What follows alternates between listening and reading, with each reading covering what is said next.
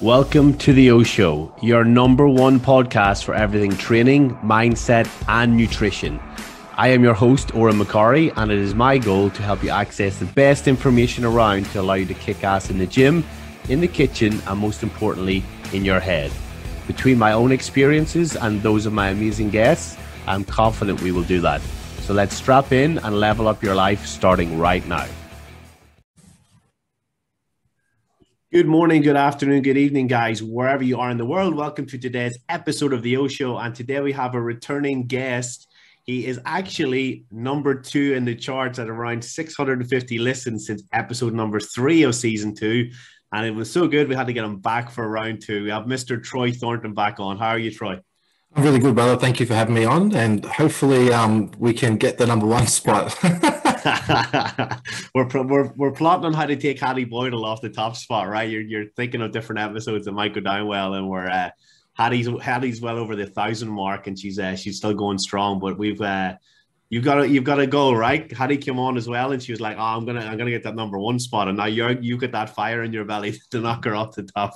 That's it. We had a chat off air for everyone that's listening. We're like, all right, what's the only way possible that I could potentially beat Hattie? And I think if we did some sort of wrap up post IFBB Nationals, if it goes, should it go ahead, I think that's a good opportunity to knock her off. But then she's going to come on probably after she competes in October, because she's doing the October show, right? And then I'm pretty much screwed again. Yeah. We actually are in talks about getting the season 2 episode going as well. So we might have another one coming soon. But we'll see. We'll just keep the competition going, man. Right? So yeah, definitely. But it should be interesting. And guys, you heard it here first. We're gonna see about getting Troy on for that wrap up if we can get our schedules together. So if you like the sound of that, hit a screenshot right now and tag us both saying that you want it, and we'll get it. If let's say if we get 10 screenshots and tags, we'll consider it and we'll get it going. So I think so. Yeah, I think that'll be a good one, man. Actually, we've never done an episode like that as well. So it'd be something slightly different and a different sort of approach, and more just about chatting like results. We talked about, different components of coaching bikini athletes before, but we never talked about, okay, this just happened. Here's why this person won. Here's why they didn't. Here's why this person maybe didn't present as well on stage, and just break it apart. I think that would be quite interesting. So, yeah, that'll be cool, man. That'll be cool. So, Troy, mate, you're in lockdown over there. How's your past 7 days been? It's good. I think just focusing on work is pretty much all I do. I mean, with anyone that's in lockdown struggling, like, I definitely empathize. It is challenging.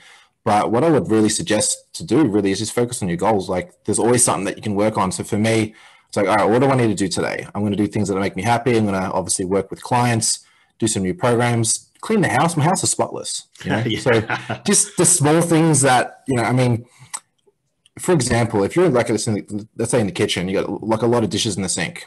Every time you go to the kitchen, you've got dishes in the sink. Are you going to feel happy about that? Probably not. So you're a product of your environment, clean up your shit. And just probably I take a very, instead of pessimistic, an optimistic attitude, and I will attitude. And I think that's probably why I'm pretty sweet right now, where I think some other people might be suffering. Yeah, 100%, man. And just having that flip of mindset, so you're more of a growth mindset rather than a fixed mindset. So a lot of people will be like, oh, this lockdown is shit, I can't do anything. Whereas you're coming at it like, well, now I get the chance to do this. I get to read that book or learn something I didn't do, or finish that course, or, I get to make sure my kitchen's tidy, because sometimes it's not, whatever it is. You're like, I get the opportunity to do these things that I can't normally do, right? Like, and that's just a sign of the mindset that you've got. And that's probably why you're so successful as a coach, because you're not focusing on the negatives, and you're always focusing about, right, this is my opportunity to do something different. Yeah, absolutely. I think it's important to identify things that can be better, but always be solution focused rather than problem focused. It's like, what can you do about it? Like right now in lockdown, we can't do anything about this lockdown. Like, we've got no choice. We've got to do what we've got to do, and that's fine. So what can I do in the meantime while I'm in lockdown? It's an opportunity to work on business. It's an opportunity for me to get my meals right, which I've been doing in my kitchen, and training in the garage. So still getting it done. Yeah, nice, man. Nice. So I think my past 7 days has been pretty much the sleep-deprived dad role while trying to kick some business goals. And we got some exciting news coming soon. Some stuff in the works for Team OMC over here, and it'll all be announced very soon. But I was going to say, you can't share it now, can you? No, we can't. We're gonna keep it under wraps for a little bit. And then yeah, just trying to kick goals with as little sleep as possible. So very caffeine driven past 7 days, I would say, for me. How many are you having a day? Probably on a bad day would be like 3 coffees, sorry, and a monster. Like the monster is like the last resort if I'm struggling, like by lunchtime. And a good day would be, 2 coffees. So it's not too bad, but it's still like it's more than I would normally have if I was getting enough sleep. Yeah, definitely. I think. Are you a fan of bang drinks by any chance? Do you have them at all? We have them at Doherty's. The boys have them in the gym, and yeah, I've used them before, but I don't know. I see them as more of like a pre-workout drink because they've got other stuff in them, right? They're not just like a monster where it's just caffeine and like flavoring or whatever, right? I think they've got like, do they have beta alanine or anything like creatine? They've got creatine in them though, right? Or something like that. See, I'm not gonna lie. I haven't actually looked at the ingredient profile, but I do. I drink them a lot though. Yeah. Yeah. Yeah. What's the caffeine in them? Because they had to like drop it down a little bit, right? See, I've got it right here with me. Here we go. Let's have a look. Caffeine. Oh, 100 milligrams. Is that all? No, that's got to be for 100 mils or something, right? You times that by like 5 for the size of the can. No, this is not good. So servings per container, we've got 1, and serving size is 500 mil. So it's literally, that's it. Oh, so wow. this must be like a different, I know this is a new flavor, so it must have less caffeine. Oh, and I know the original one was like blow your face off, and I think had to reformulate it because they got a lawsuit or something against them or some shit. Oh, really? I think wow. so, yeah. Because I think the ones that first came out, they were like everyone was buzzing off them, and then they had to change it slightly. So it's like everything though, like in the supplement industry, you come out with a really great product, and then it just sort of like fizzles out because there's something happens. Somebody has a negative reaction to it, and then it's like, oh, there's too much caffeine in this, when really it's probably the 3 coffees. It's like me. Like somebody like me will have 3 coffees before it, then have a bang and blame it on the bang, when really you've had 300 megs over your coffees over the day before you've had the bang. Yeah, you know what? I love an almond latte. Is that your style? Almond latte? Yeah, you have never had an almond latte? I had one, maybe it was an almond flat white recently. Shireen, who's now doing some work for me at Team OMC, she mentioned almond flat whites heaps when we were just talking, and I went to do some work, and I was like, you know what? You mentioned almond whites flat whites so many times. I was like, I'm gonna get an almond, and I don't know. I can kind of see the attraction, but kind of not. You might convert, because I remember when I first had mine, and I was just like, oh, really? Is this it? And then I don't know, people in the office, but my previous job just kept ringing. I'm like, yeah, I'll have a coffee. And it was always almond latte. Then I developed a taste for it, and I'm just like, oh. And then you get it. Okay. And I don't know. For me, it hits the spot anyway. Yeah, fair enough. Yeah, see, I'm just like a skinny flat white if I want something hot, or it's like iced lattes or iced long blacks. All like, if it's not winter and it's not freezing my bollocks off, then that's what I'll go for. Yeah, I'm with you. Yeah, fair enough. It's funny you mentioned coffee, because I think one of the last times we talked about coffee on a podcast was with Hattie, and we're just talking about how you want to knock Hattie off. So maybe this is a sign that you're trying to emulate the same sort of episode, right? I listened to that episode before I came on right now. You would listen to it so many times trying to beat her now, right? So you're trying to emulate it. Awesome, my man. Awesome. So let's talk about. Obviously, we were speaking about the dates, and just over a week ago, you had your Canadian client, Rosie, come in for the wellness division. Looking fantastic, by the way. Great job. But that's the first person I've ever really seen take a client to wellness. So that's why I kind of wanted to jump on and obviously do really good. I've seen people like bring clients in for wellness, but I can't remember off the top of my head if I've seen anyone actually place and do well. So how easy is it for you to transition from Mr. Bikini to wellness? Because it's very similar, but it's still totally different at the same time, right? Yeah, I think, look, it's actually not that difficult at all. It's everything about bodybuilding, regardless of category, is having an eye for it, right? So it's like whatever the criteria is. So if it's, in this case, it's wellness. So I look at Rosie's physique and I was like, all right, what do we need to do, to fit the criteria? And then designing a training program behind that to cater for that category, and then just get to work, have an off season like you would with any other category, put on muscle, and obviously stay in relatively good shape. So you're watching the nutrition. The nutrition is pretty much the same for all categories. It's just a little bit more protein here or there, depending on, what category. Obviously for the guys, it's a lot different. So wellness competitors need a little bit more protein, not as significantly greater amount. But then it's just off season, same thing, diet them down. It's actually probably, well, Rosie was, I mean, extremely hard worker. So for that prep, it wasn't actually that challenging to get her in condition. So was that because she's a hard worker? Is that because her metabolism's on fire? Is that because of the amount of muscles that she's holding? You know, there's a lot of different factors. So to take into consideration, but I would say it's because she's a hard worker. But, you know, overall the experience in wellness, I mean, the posing's a lot different because you've got 4 poses instead of 2.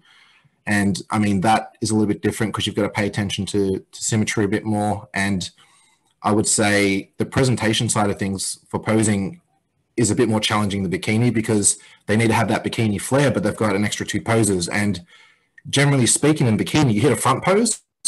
In wellness, that's technically the 2 side shots on either side. So the wellness competitors have to pose their weaker side just as they would their stronger side. Whereas the bikini competitor only poses their front shot, which is technically, you know, either side, left or right. Yeah, I got you. Yeah. So 4 poses rather than 2, obviously more muscle, but in terms of the other factors that you need to think about if you're going to think about whether it's actually wellness, like, for example, like what are they looking for, right? Because you see all these girls who maybe just have like thicker thighs. Maybe it might be muscular, more muscly. It might be like, you know, holding more fat there just in an off season. Like, how do you decide how much glute growth and leg growth is enough before they start to diet, right? Because females normally will hold a lot of lower body fat just naturally, like it'll naturally just go on there. So how do you just sort of decide, well, is this person actually truly wellness? Like when we diet them down, will they have enough leg growth there? Like, you know what I mean? It's kind of like, how do you determine that? Yeah, I mean, I think you've probably made it easy for me. Bikini is a bit more challenging because you can grow your hamstrings too much. You can grow your calves too much. You can grow, you know, your glutes. Most bikini competitors probably don't have big enough glutes, but I mean, if you look at the recent Tampa Pro show with Laura Lee, she got told her glutes were too big. That's another story. Most bikini competitors don't have big enough glutes, but you know, quads can be too big. Wellness, very, very rarely is someone going to say your hamstrings are too big, your calves are too big, quads or glutes. It's not going to happen in the wellness category. So it's almost a lot easier to prepare someone in the off season to write a program.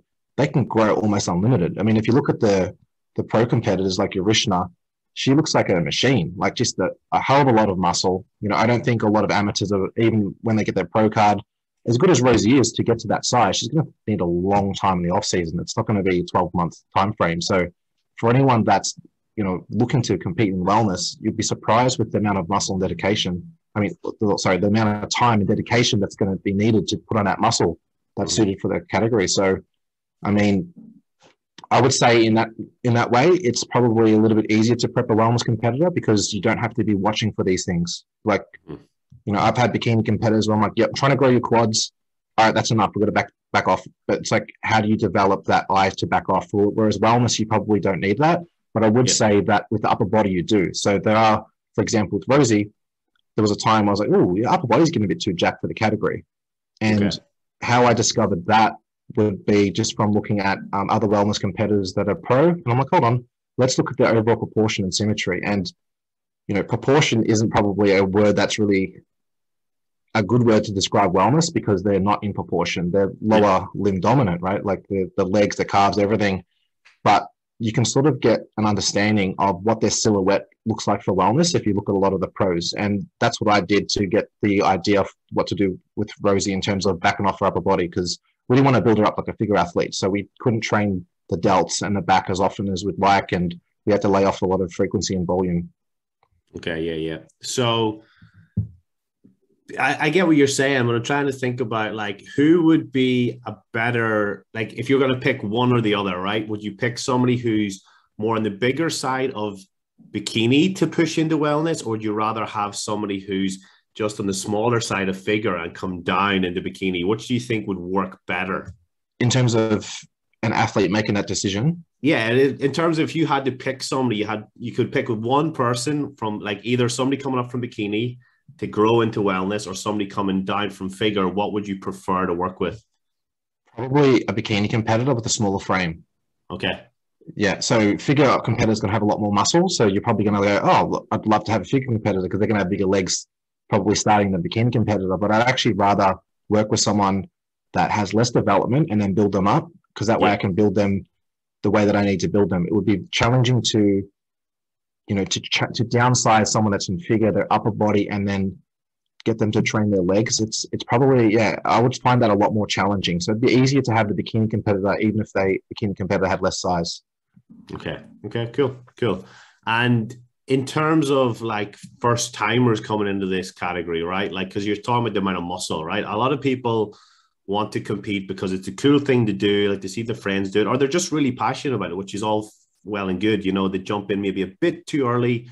But do you think wellness is something that somebody could potentially go into as a first timer and still do really well? Define really well. Let's say an average person wants to compete in bikini and they want to just place, right? They want to come in, say the same mentality. Well, they want to come in, they want to place, they want to do well and look good, but maybe they've got an eye on the trophies, but they just want to compete, like the most average first timers. I would probably advise against it because there's a certain type of intensity that's needed to be a wellness athlete. Like, I mean, you've seen some gnarly bodybuilders train on leg days, right? Like these wellness competitors, like a lot of these ladies train harder than the guys do, and they're training legs every day, if not every second day.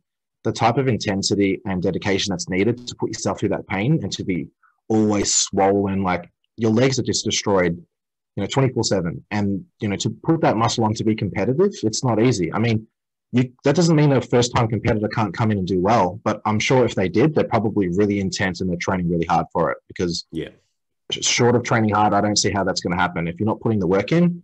And, when you've got ladies that have been, I mean, look, you could probably be a first-timer and, do very well in a weak lineup.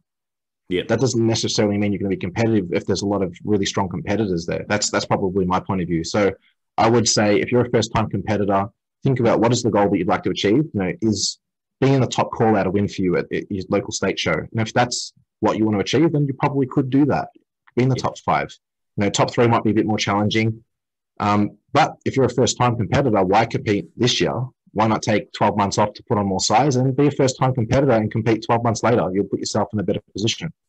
Yeah, 100%. And Rosie had competed before, right? I think you said that before we started, that she'd previously done a show. Yeah, so she previously did a show, did actually wellness here in Australia. And unfortunately, because of COVID, she had to travel home to Canada, so didn't get an opportunity to do the Arnold. But she did place second at the Queensland qualifier in the Open. And then, ended up going home to Canada and lockdown, and then obviously had that off season. Then competed just recently, and then what are we now? We've got a show 4 and 6 weeks out. So, well, I should say 3.5 weeks out and 5.5 weeks out. And what the final one, the 5.5, that's a pro card qualifier? Yeah, that's a pro card event. Yep. Okay, fair enough. Okay, interesting. So the one thing that I've noticed, because I've got a few clients in Canada and that, but it seemed to be like over the whole mass of the country, like one region, it's like WS, for example, being open over here because we're so isolated, and then you being at lockdown at the minute and gyms being closed. But it seemed to be like some places were smashed where they were closed for like 10 months and other places were relatively open. So where did that fit into her schedule with that? Like, was it a lot of home workouts, or did she get lucky? She was smashed, dude. Yeah, she had a lot of home workouts. I mean, excuse me, being in Melbourne, I mean, we were smashed. We had a 7-month lockdown. And I remember communicating with her regularly, and we were like, we're both sharing our experiences. And like, obviously it was challenging. And back then I was probably a little bit more of a downer than I am today about lockdown. Yeah. And, we're like, this is challenging. This is shit. Like, what's going on? Like, every other place is open. Why aren't we open? That's what we shared that experience. But I remember that she was actually in lockdown longer than we were in Melbourne. So I definitely think she was probably more on that 10-month side. So it was probably one of those. So was that like a garage gym setup where you're like trying to get your hands on anything you can, or was it like, I don't see her growing like decent size in her off season, doing loads of booty band workouts like exclusively? Like she probably had to get her hands on some iron, right? Yeah, so I had a decent setup, like back to basics, hey, like just barbell, squat rack, and obviously you're probably like, people are like, oh, what, Troy in squats? What's going on right now? But back to basics, like you had to work with what you've got. 100%. And that's pretty cool that she was lockdown for so long. You worked with her through the off season, and she came in and she's won her first show out of 3. You know, so that's pretty interesting, man. I'm excited to see how she goes over the next 5.5 weeks then to this show, to the pro show. I mean, yeah. Absolutely. I think, the conditioning, the feedback we got was like, don't change a thing. And I was just like, okay, that's really good. Conditioning for me was on point. I mean, I wouldn't need to get her any harder. I'm going to try to push the fullness to see if I can carb her up anymore. I don't think I thought that I did, but we might be able to push it a little bit more and see. Okay. So for this next show, I'm going to really try to push the carbs. If we spill, I think it's probably worth the risk to try out for the pro qualifier, which is 2 weeks, after that date. So I want to really try to fill her out a bit more. Yeah. Okay, cool. And what's your experience of the judging in Canada versus here? Because I know we were talking obviously about bikini last time, but we were talking about how sometimes different states have different criteria, or somebody who does really well in WM might not do well in Queensland and vice versa. Like, what's it like over there? Is it quite uniform, or is it like still a bit scattered depending on what region you're in of Canada? I think it's pretty consistent over there. Yeah. I think the NPC and Canadians, they've got it down. I really do think that they reward conditioning, and that's what it should be. So I think with every category, like I said, it should always be focused on conditioning, provided the muscles there, presentation, posing, etc. And they're actually pretty good. So from what I've seen, I even watched the bikini show that was on. I just had Rosie in that show, but I watched the bikini results, and I felt like the judging was quite fair. And also, to be fair, it's a little bit different watching a live stream, but you can pretty much get a good gist of it watching a live stream versus being in person. So I think it's pretty fair. Yeah, nice, man. Okay, cool. And obviously it's quite a new thing in Australia. It is sort of starting to take off a bit where you hear more people talk about it, but it's not anywhere near the level that it is obviously in the States or Canada or anywhere else. What do you think the trajectory is like for, when's it going to really fucking fly over here? When's it going to be popular? I think COVID just slowed things down, hey? Because a lot of these ladies that were looking to prep, it's like, they pulled out for season A, and the ones that are prepping for season B, it's the same thing. Because of lockdowns, it really puts people off. Like, I had a couple of wellness competitors that were looking doing season B. We've pulled out of the show. One was from New South Wales, for example, had another one from Victoria. And there's one at the moment that I'm like 50-50, but I think I'm going to play it safe and get her to do season A. So next year. So it's just a matter of the right time, the right environment as well. And, the level of conditioning that wellness competitors have to go through, the grind is a little bit probably more challenging. It's slightly leaner than bikini, I would say. There is a lot more muscle density. So that muscle density probably could give the illusion that it's leaner. But, at the end of the day, it does look like the condition is slightly better than the bikini competitor. If you look at Rosie's conditioning, when Rosie was walking, she had really crazy striations, in her quads, and that's obviously not bikini. So, but that's also a density thing as well. But I do think it's an environment thing. It's challenging for numbers. I mean, the sport needs to grow when we have good athletes competing. And if we have a Rosie, for example, that competed in Melbourne, everyone's going to go, wow, look at Rosie. I want to be like that. So when we haven't got competitors competing because of COVID and lockdowns, we're not having those well competitors. So we're not inspiring the next generation of athletes. And I think that's what's holding the division back. Whereas, bikini's doing really well because you got someone like, let's say, Lorelei, who's everyone's favorite. Lorelei looks amazing. We've got social media, but we don't have that same social media presence for wellness athletes because the sport hasn't really, or the category, I should say, hasn't taken off yet. And we haven't got that superstar. Yeah, fair enough. So it's only a matter of time, you think, before somebody steps up to the plate who's like, holy shit, this is wellness. And then people will start to look up to that Aussie icon or whatever for wellness. And then that'll help it grow here, huh? I think so. Because, even before wellness was even a category, a lot of ladies were admiring the Brazilians, the South Americans with their crazy leg development, right? Yeah. And then the wellness category got sort of mentioned overseas. And then next thing you know, everyone got excited. But yeah, we've lacked the competitor numbers. I think, what was it? We've only had 2 seasons. It's season B, 2019, and then season A, 2020 for wellness. And we had a decent amount of competitors. It's just that, COVID shut things down a little bit. Yeah, fair enough. And we were talking a little bit before this about, where would these people have competed before? So you look at Rosie, she's clearly very well suited for wellness. But like until maybe 2 years ago or 3 years ago, whenever it actually came out, it was either bikini or figure. Like, so how do you decide? And I actually was kind of surprised by your answer, so I'm just going to let you talk about it. But like, how could they decide what to do and what's going to be best for them, you know, and they're kind of confused about muscle versus like in figure versus bikini. There's no in between. Yeah, there's no in between. I think it's just important whenever choosing a category is to think about like, what do you really want to look like long term? You know, what's the goal? And some people will think, oh, maybe wellness or maybe figure's unrealistic, but there was always someone that started probably the same that you did, like with no muscle or like not a lot of experience in the gym. We're all first timers in the gym at one point, and like we weren't coaches, we had coaches probably. So it's really figuring out what you want to do long term, and then going, okay, I'm going to commit to that look because that's what I like right now. And you know, in terms of using special supplements, are you prepared to do that for certain categories? Because obviously that's something that you need to have a think about as well. And not a lot of people understand that. It's like, I want to be a wellness athlete. It's okay, are you prepared to do what it takes to be a high-level wellness athlete? Do you want your pro card? Do you want to compete at the Olympia? Yeah.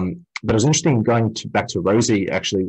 Rosie and I had a discussion, like, when she went back to Canada, she's like, I'm thinking about doing figure. What do you think, wellness figure? I said, what do you want to do? But the truth was that she wanted to say wellness, but she just thought it was a harder thing, and she didn't know if she was good enough for it. And I said, you're good enough to do anything. Like, you could do, should be very successful in figure, because she's got that really small waist. Like, I mean, she's got the genetics to do whatever she likes and the work ethics. I said, what do you want to do? She's like, I think I really like the wellness look. I'm like, do you reckon I can put that size on? I said, hell yeah, we can. And then obviously we had the lockdown, which is probably the most challenging environment to have an off season in, like to really actually have a go at wellness. But it just goes to show you, like through adversity and limited equipment, you can still develop the physique you want. And I think it's important for people to understand that. Like, Rosie got it done no matter what. It wasn't a matter of, you know, oh, woe is me, I can't do this. She had that question mark in her head, but she answered it by putting the work in. She answered it, putting the work in, and that's something special. Yeah, fair enough, man. And then final one on wellness, like, let's throw a few names out there. It doesn't need to be maybe for the Olympia or anything, but like, I can only think of two off the top of my head. I'll probably, like, I'll remember five more after this when we finish talking, but I'm thinking like Urishna and Dr. Sonny Andrews are the two names that I can remember from seeing recently on my Instagram. Who are maybe your favorite athletes that you would like to see do well, and what do you think they really bring to the table in wellness? Why are they your favorites? I was a fan of Urishna before she competed, and like when she was in bikini, I was a fan of her. When I see her in comparison with some of the other wellness competitors, I was like, you know what, Urishna doesn't have much of a small waist, like as much as I thought. Like Dr. Sonny Andrews has a small waist than Urishna. It doesn't look like that in photos, but you put them next to each other on stage, and you're like, oh wow, look at that. Yeah. So I'm a big fan of, you know, small waist. So whoever's got the smallest waist for me, and then building freaky proportions. But to be fair, I think that, you know, that dominant athlete has yet to come out, you know, this is going to be, you know, our first Olympia for the first wellness champion. You know, I mean, that's like comparing our first men's physique champion, our first bikini Olympia champion. You know, we've yet to see that freaky athlete that's going to come out of nowhere and just dominate. And I think, you know, it's going to be very challenging. Like, I wouldn't be able to secure and say, look, this person's going to win the Olympia yet. I'm not sure. I think there's still a few shows left in the season. There might be someone that comes out of nowhere that we don't know about as well. Yeah, so, 100%. But I mean, if you're going to twist my arm, I'd say Dr. Sonny Andrews. Okay, yeah. What are your thoughts? I mean, like I said, I can only think of those two off the top of my head, so I'm not the best person. I would say, out of those two, I would say, and I think she's probably got the overall better aesthetics, the better stage presence as well, provided that she comes in condition. I think, I mean, that would be my pick unless someone else comes out of the woodworks. Yeah. And it's like, man, whenever you mentioned like the first time bikini and men's physique, I remember when, was it Mark Anthony won the first ever Olympia men's physique, and then he was this superstar, and then the next year he got smashed, and then like Jeremy Buendia came along out of nowhere and just started fucking left, right. I think he won 4 in a row or 5 in a row or something like that. Crazy. Like, but it goes to show you that just the first time is maybe just like, okay, this is finding our feet, like who is the best we've got, and then somebody might, like you said, come out of the woodwork and be like, no, hang on, this is my fucking game, and then blow up and be that worldwide superstar, you know? That's right. And it's all about inspiring the next generation. And I think with bikini as well, you know, apart from, I mean, Issa Pacini's a freak. I think there's going to be someone that's going to come out of nowhere and be that next freak, and that's going to be that next Issa.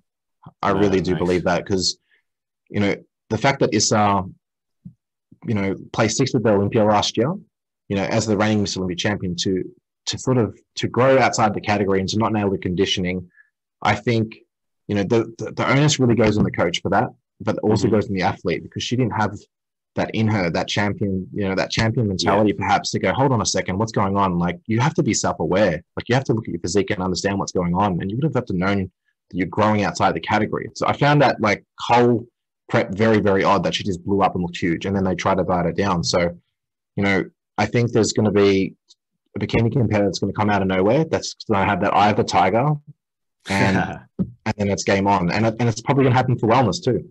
Yeah, nice, man. Nice. And then transitioning into talking about Bikini Olympia, right? I've got Mr. Bikini on here. What's your picks for top three? I know there's still some shows left, so people might come out of the woodwork a little bit. I think there's maybe a couple left, isn't there, to qualify? Yeah, I mean, there's a few shows. It's like after this weekend, so Tampa was just on and Issa won Tampa. And the fact that Issa bet Jen Dory, bet Laura Lee, she bet them all.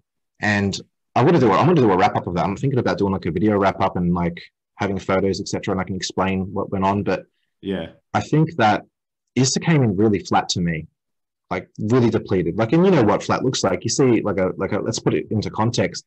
You see a male bodybuilder hit a front double biceps on stage that hasn't been carved up. He's not popping. His skin's a bit loose and it just looks very sunken in. And that's the look that she had on stage, in all fairness. She had excellent conditioning, but just didn't have that fullness and pop. And the fact that she was rewarded with that look, I mean, if she's going to be in that conditioning and be really, really flat and be rewarded, no one's going to beat her.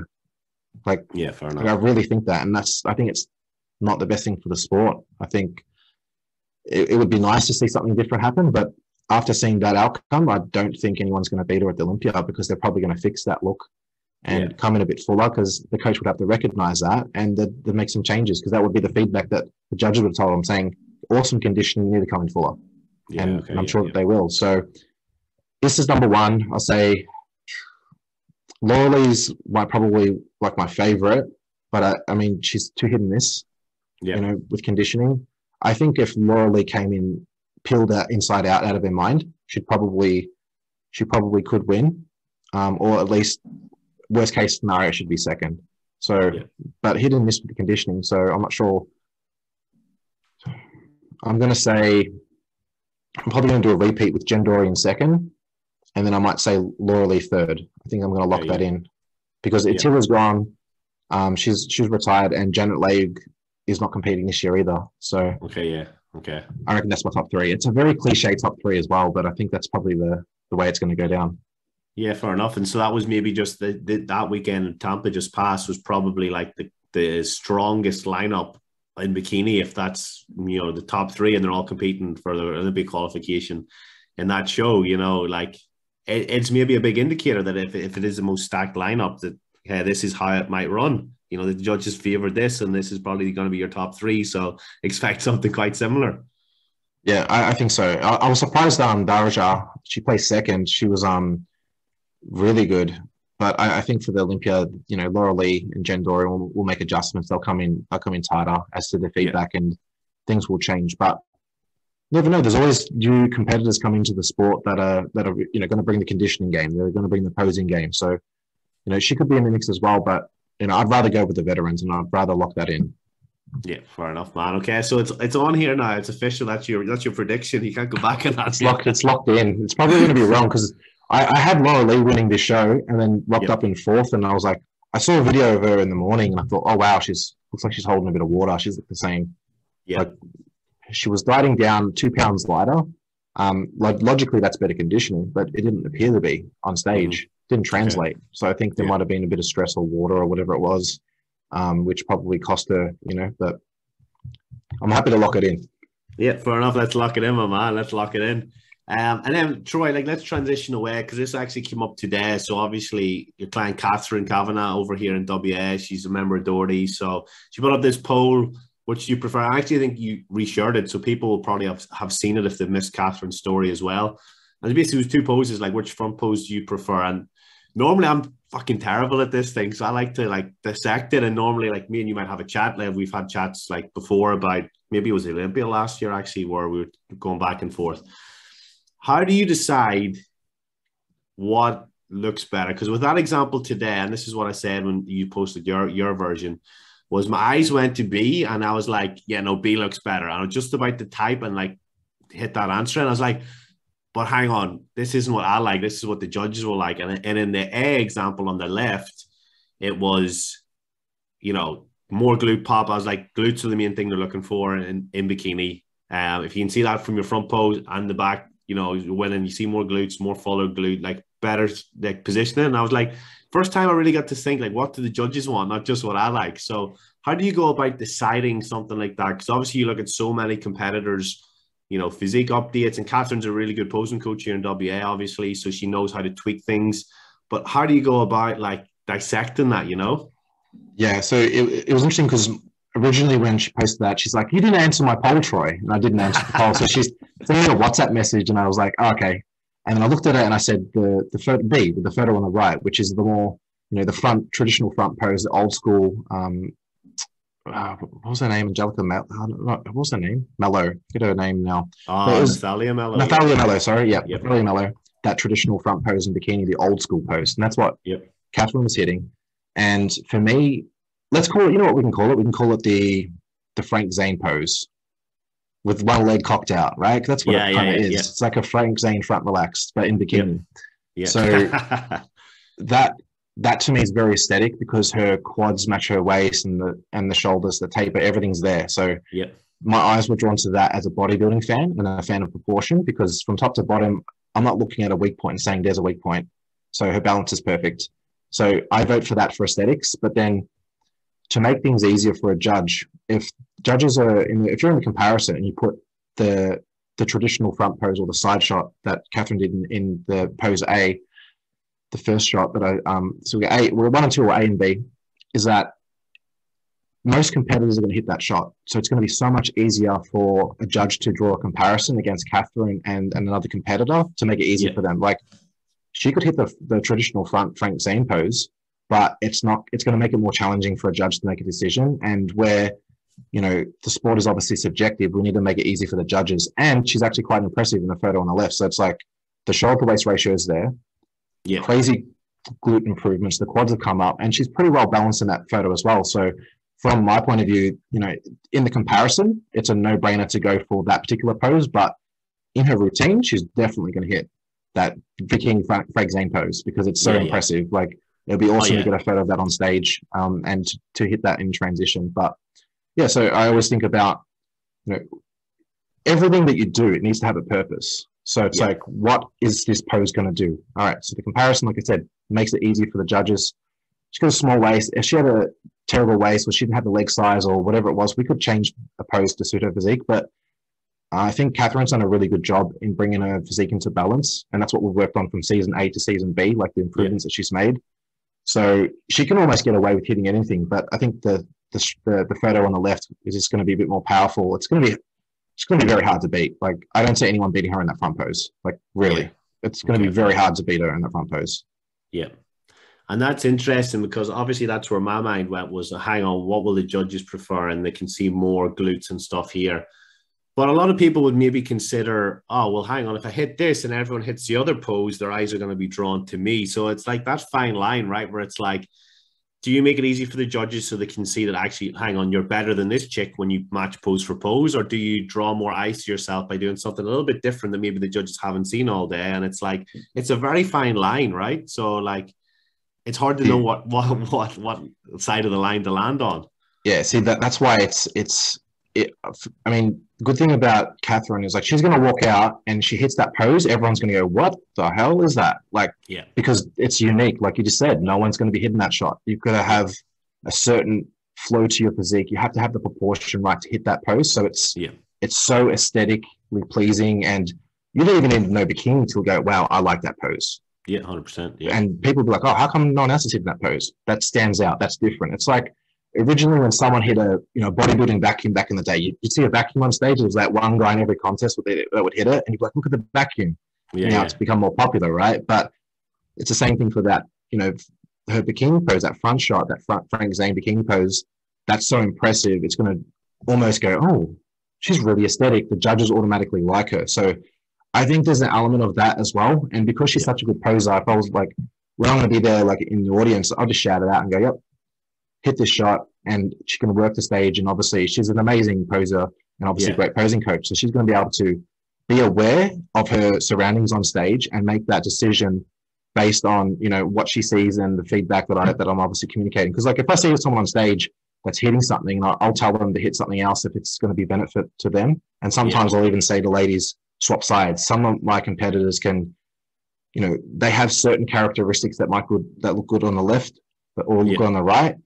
And, you know, I've had, when was it? It was the 2019, was it? The midget pro qualifier. Taylor was against this girl, Maria, and she was hitting a traditional right side front pose, and Maria was hitting the left. Now, Taylor had a very good midsection, like really, really good midsection. It's one of her strengths. Yeah. That midsection actually looks better on the opposite side, but her legs and her upper body doesn't flow as nice. But because Maria didn't have the best midsection, I wanted to draw a direct comparison to that. So I told her to flip side. So it made that weakness even more obvious in the other competitor. So you're just destroying her in the front pose. So it's about being aware of what you have, knowing how to hit certain shots at what angles, and to really highlight your strengths and possibly highlight your competitor's weakness.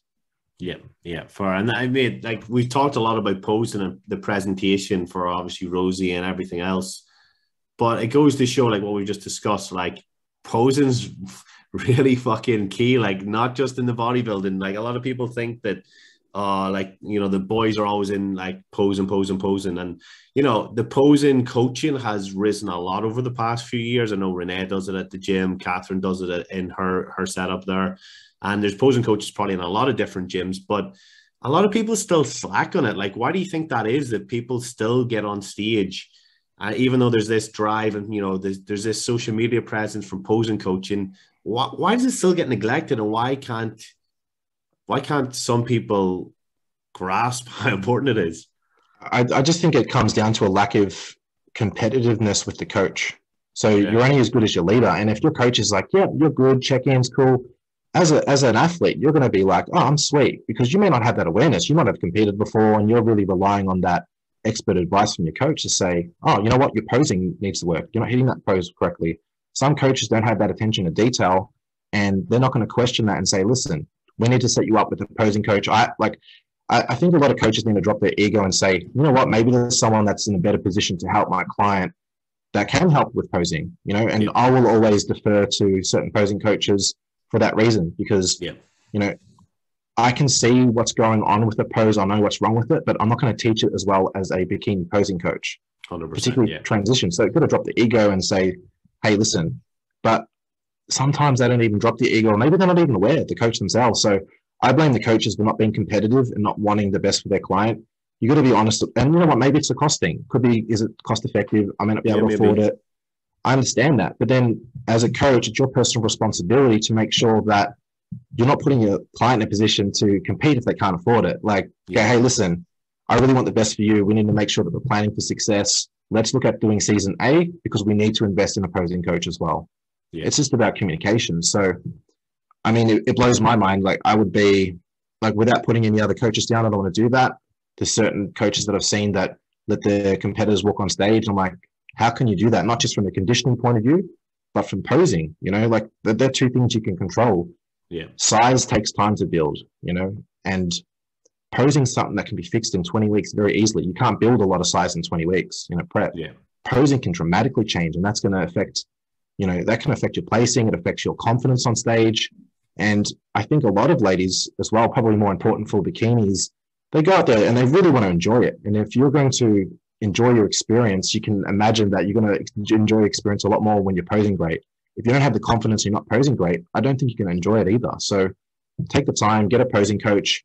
Don't just go, I'm going to go with Joe Blow in the gym, unless your gym happens to be Doherty's Perth. That's okay. Yeah. Because you've got some options there. But for the most people, you know, do your research. Take it, you know, upon yourself. Ask your coach a question. Say, hey, listen, you know, what do you think about my posing? If you haven't had a conversation with your coach about your posing, your walk, your transition as a bikini competitor or any other athlete, you know, ask your coach. And you know what? actually watch the Olympia and look at these Olympians and say, you know what, do I pose like that? Ask yourself that question. And if the answer is no, then invest in a posing coach. Start practicing yourself. Get used to footwork. Get used to transitions. You might play with your hand position. You might play with your facial expressions. Like, you can start that process even if it's, you know, if you are on a budget, because obviously a lot of competitors might be on a budget. It is an expensive experience. You know, when you're contest prepping, you got to pay for a coach. You got to pay for hair, bikini, makeup. The ladies have got it the worst, I think. But yeah, 100%. But that's the thing. Like, why would you pay for her bikini, makeup, you know, all this stuff to make you look fucking fantastic on the day, and you can't hit the pose for shit? And then all this, like, you've spunk maybe, you know, $1,000 just on your presentation for the day between bikinis, hair, nails, jewelry, all this stuff. But when you actually hit the pose, you look great physically, like you look glamorous, but you don't look your best physique because you're not presenting it right. And that's a really good point that you make. And it's not just even about that, but about posing, the presentation side of things, with selecting the right bikini and having a conversation with your coach or posing coach, or maybe someone that's an expert in the industry with that style, if it's bikini, if it's figure. I mean, all lady divisions require a bikini, right? Ensuring you're picking the right color bikini for your skin color, for your hair color. You know, there's always going to be something that's going to be a better option. Yeah. And ladies, sometimes going for the cheaper option with bikini. I mean, if you're going to spend an extra couple $100 in bikini, I think it's worth it if you're spending a few $1,000s on your prep. Like, don't cheap out on a cheap bikini because it will show on stage and you're not going to be happy with the photos. That's something that I've also seen. It's like, oh, I'm on a budget, I can only afford this. It's like that extra couple $100 can mean that you have more jewels and you'll be that much more satisfied, because those photos are going to be for life. Like, you're putting all this time and energy and sacrifice a couple of extra $100 on a nice bikini, do it. And then same thing for tan. Ladies will, you know, perhaps want to cheapen out on the tan. Like, no, get pro tan. You need to do your proper coats. Yeah. And if you're not going to use them, then you need to use a professional that has that experience and that attention to detail to make sure your tan's correct. Because how often you see, you know, a competitor with a tan, they might have the hair, the makeup, the right bikini, maybe the posing's on point, but then their tan's running on stage and it affects the presentation. So you need someone, you know, that's going to be real with you, that's going to accept responsibility and put you in the right direction as well. Connect with the right people, but go with pro tan people. Like, I sell it to everyone. It's like the worst thing ever to do your tan yourself, because then you've got to be all stressed on show day. And then, you know, if it runs, you can't do touch-ups backstage. You want to have that complete experience and be relaxed on show day. Yeah, 100%, man, 100%. And that's key, like the relaxation, and like how when you know you've brought your best physique because you've done what your coach has said and you've invested in the posing lessons, your tan looks fucking great, the hair looks great, makeup's just been done, and you're just chilling backstage and you're like, okay, let's just wait and just eat our little meals or whatever's needed until we get on stage, and then you're just chilled, right? Rather than running around or worrying or even practicing posing. Obviously, you probably need to practice before you go on stage as well and have a go in your bikini, but rather than being like trying to nail your posing at the last minute because you're so stressed because you haven't done it and you realize, fuck, I'm going to look like shit up there versus these girls who know how to pose. I've seen that before many times. And it's not even just that. It's just the general stress on show day. So you're adding to that if you haven't done your homework, you know. So, you know, a lot of ladies are going to be confident if you're in condition. If you put in time in the off season, you put in the work, you're going to be confident if you rock up on show day, but you're still going to be nervous backstage because it is a competition and you want to do well. Your family and friends are watching. So do everything in your power to make sure that you're going to have as little nerves as possible. And that means preparing properly, planning properly, and putting your best effort forward. Yep. 100%. Yeah. Man, I think that's a killer little episode. Like, we just zero script. I just said, let's talk about wellness. And then I just threw in that little bit of Catherine because I voted on it today and was talking to Catherine about my thoughts on it, obviously. So, yeah, I think that's killer, man. I think, well, here's a big question, the $1 million question. Are we going to beat 650, which was your total from last time? We will. I think for sure. We're gonna get some traction. We're gonna get some rosy Canadian traction. Yeah, just get Rosie and Catherine, who we mentioned on here, just to send it to all their friends to listen, just to bump it right up to the top of the charts, right? Absolutely.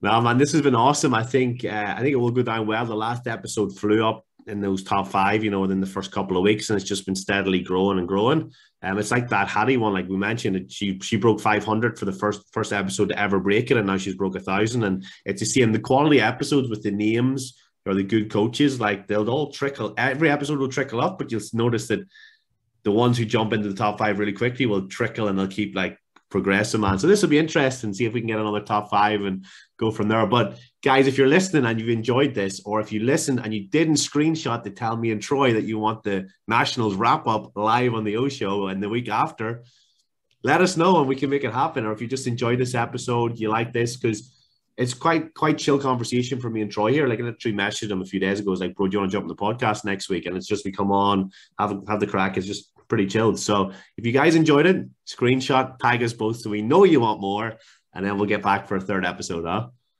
Absolutely. Sounds good. Thank you for having me on, brother. I really appreciate it. Awesome, man. You have an awesome night, and I appreciate your time. I know it's like 9:30 over there now and wrapping this up, which is why I've got my eye on the clock every so often. But I really appreciate the time, mate, and I'll speak to you soon, no doubt. You're most welcome. Thanks, brother. Cheers. Thanks, buddy. Thanks for joining me on today's episode of The O Show. If you know somebody who needs to hear this episode today, please share this with them via message or on social media.